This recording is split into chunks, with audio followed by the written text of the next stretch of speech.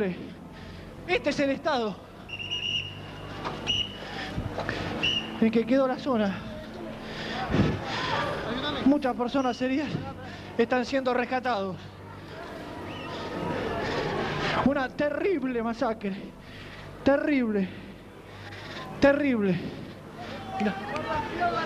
Impresionante. Las imágenes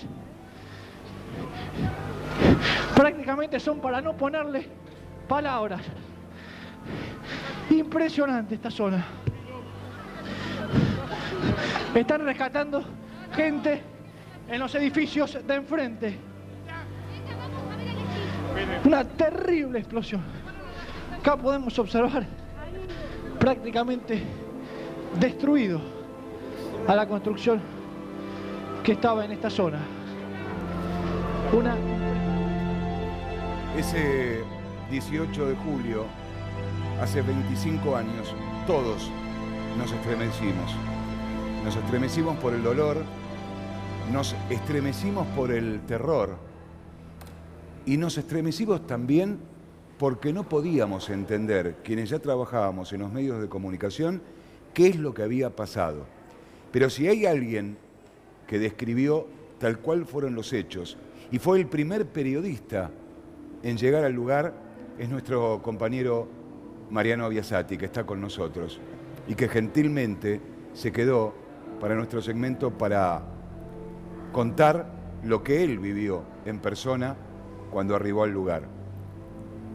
Hola Mariano. ¿Qué tal, Carlos? ¿Cómo te va? ¿Qué pasó ese día? ¿Dónde estabas vos antes del estallido? Estábamos haciendo una nota frente al Teatro Colón, en lo que era la vieja unidad penitenciaria 11. Sí. No me acuerdo el tema realmente. Era una mañana muy tranquila. El único comentario hasta ese momento era que esto fue un lunes. Sí. El domingo anterior había salido Brasil campeón del mundo en Estados Unidos en el último mundial que jugó Maradona y le ganó en la final a Italia. Exacto. Ese era el único comentario, hasta que bueno, llega el llamado diciendo que aparentemente hubo una explosión por un escape de gas. ¿Vos escuchaste algún estallido desde el lugar donde estabas? No. Porque me acuerdo que en las zonas aledañas mucha gente había dicho... Mucha gente escuchó, pero nosotros no. Estábamos adentro del auto en ese momento y no lo escuchamos. Pero bueno, cuando recibimos el llamado de la producción, rápidamente fuimos por Avenida Córdoba, que recién se habían habilitado los carriles para colectivos exclusivos. Correcto. Bueno, por esos carriles llegamos muy rápido, estacionamos prácticamente en el Hospital de Clínicas, una cuadra y media, y por Pasteur, con cámara encendida, empezamos a ir hacia la altura del 600, ¿no?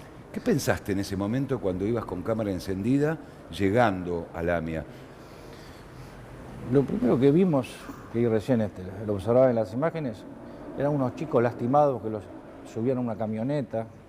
No había dimensión todavía en ese momento.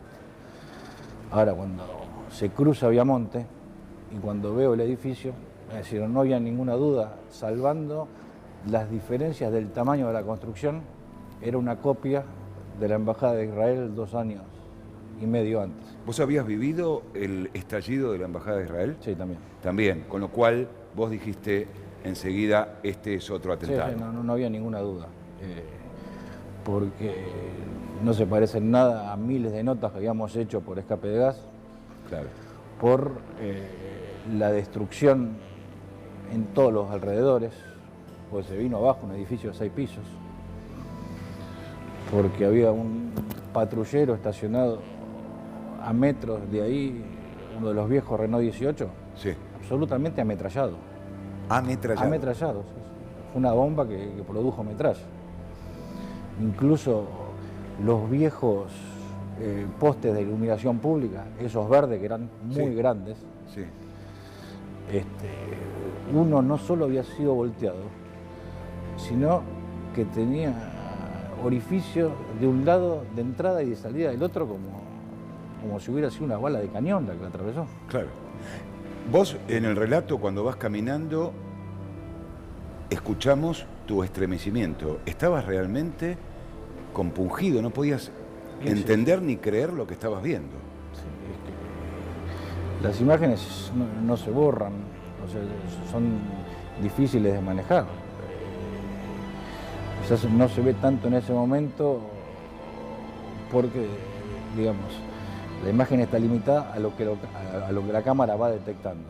Sí. Pero los ojos ven otras cosas. Claro. Y pedazos de personas por todos lados.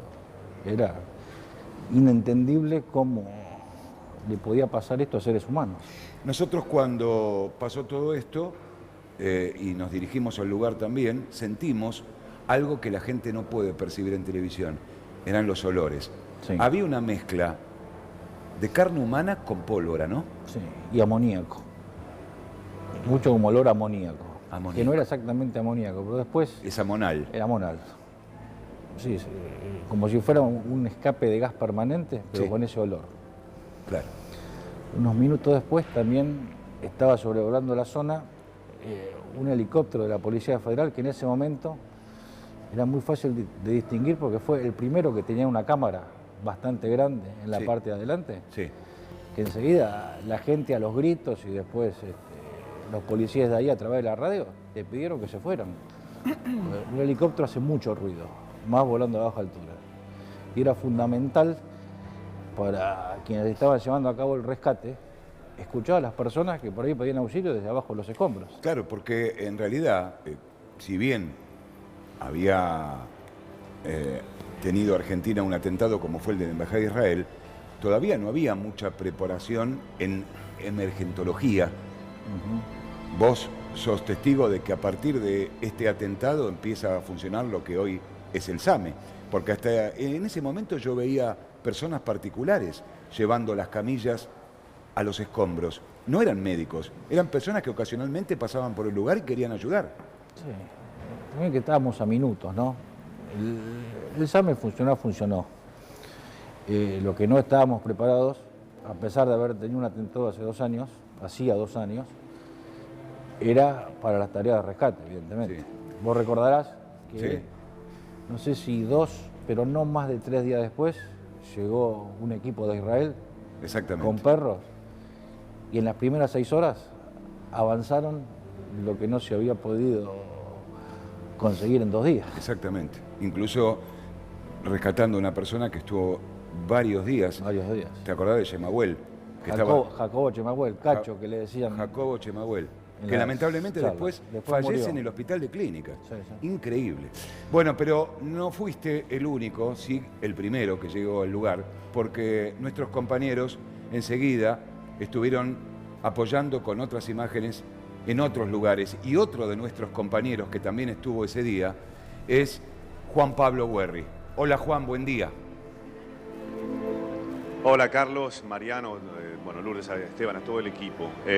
Estaba siguiendo el relato y me estaba metiendo en esas horas y casi para acompañar ese momento posterior pensaba, por un lado, en esa búsqueda, en esos perros y en Jacobo Chemahuel, porque pasamos la noche frente a la AMIA. Claro. Transmitíamos en directo y me tocó hacer la crónica de lo que fue esa búsqueda y ese rescate. Y los momentos más fuertes eran los momentos donde se pedía silencio, porque claro, cualquier relato, cualquier crónica frente a la sede de la AMIA molestaba lo que era la tarea de los rescatistas. Claro. Porque en esos escombros, apenas una endija, una visión mínima, permitía buscar, aparecían los perros y después el silencio para ver si alguien reaccionaba, si alguien daba una señal. Y la emoción inmediata frente a la certeza de que había una persona viva que era Jacobo Chemahuel fue impresionante, fue muy emotiva, por eso mucho más doloroso después fue el conocimiento de su muerte. Y otro dato que me parece, pensando en esta esquina donde estamos parados ahora, Sí. donde había una guardia policial mínima. Si el protocolo lo tiene que pensar uno en el hoy, es impensado que nosotros estuviéramos transmitiendo desde un edificio que se estaba cayendo a pedazos, Sí. que había vidrios salientes de las ventanas, pasábamos entre los vidrios y en realidad era cortarse como una situación habitual y que se moviera parte de los pisos de madera también era algo habitual. Claro. En esas horas de noche, de la tarde y del día posterior. Creo que eso sin dudas marcó un antes y un después. Y esta misma calle que vemos acá, Pasteur hacia Córdoba, era el pasillo de las ambulancias ir y venir permanente. Sin dudas, se cruzan, además los recuerdos periodísticos, la mirada personal que uno tiene, la mirada vivida que uno tiene. Seguro. Y yo me acuerdo que estaba en el piso, yo hacía el turno de 22 a 6, y el móvil de Crónica, permanentemente en el lugar, nunca dejó de transmitir. Es más, Crónica transmitió en vivo este atentado 109 horas. En vivo, sin parar.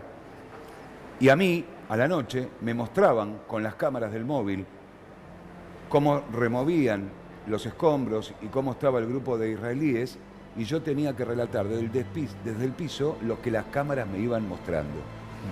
Pero para dar más testimonio de esto que estamos hablando, el Hospital de Clínicas fue un baluarte de cómo ha trabajado y se sigue reconociendo hoy a los médicos que trabajaron en ese Hospital de Clínicas. Y ahí estamos trabajando en vivo porque está nuestro compañero Marcelo Mucci. Marcelo, qué testimonio esta imagen que nos estás mostrando, ¿no? ¿Cómo les va? Buen día. Sí, hay 3 murales que a partir de hoy se pueden visualizar, aunque todavía los están terminando. En estos 3 murales, lo que acaba de contar Mariano Biasati se resume justamente en estos 3 murales. El primero, que es el que estamos observando en primera instancia, esto está sobre la calle Uriburu. Hacia la izquierda de la imagen, el que están viendo ustedes primero, está más cerca de la avenida Córdoba. Reflejada la cadena humana de la gente que rescataba a los heridos y lamentablemente también a los fallecidos. Esa imagen que estamos viendo plasmada en una pared, en un mural, es la que se repite permanentemente en lo que estamos observando en el relato que nos contaba recién Mariano en primera persona. Sobre el centro de la cuadra, en lo que es uno de los accesos al Hospital de Clínicas en forma central, la imagen de los trabajadores del Hospital de Clínicas, las enfermeras, los médicos, todo el personal médico y no médico que colaboró trayendo a los heridos desde la calle Pasteur o por la calle Pasteur en esos casi más de 100 metros que hay hasta la sede de la AMIA. Una médica, otro médico en el fondo, un enfermero ingresando a una camilla con un herido. Esta imagen realmente es imponente, es la imagen sin dudas que tiene que ver con esto. Y por último, el tercer, la tercera figura plasmada sobre la pared es un poco lo que nos preguntamos todos hoy. Una mujer que representa la justicia, que tiene un lazo entre sus ojos, marcando que la justicia está ciega y que todavía la investigación no ha llegado a atender a los responsables. Muy bien, gracias Marcelo. Juan Pablo, gracias también a vos y a Mariano, que está aquí, fue el primer periodista que cubrió este desastre, como él lo dice en el relato, este atentado terrorista a la sede de la AMIA, nuestro testimonio de esta manera. Gracias, Mariano.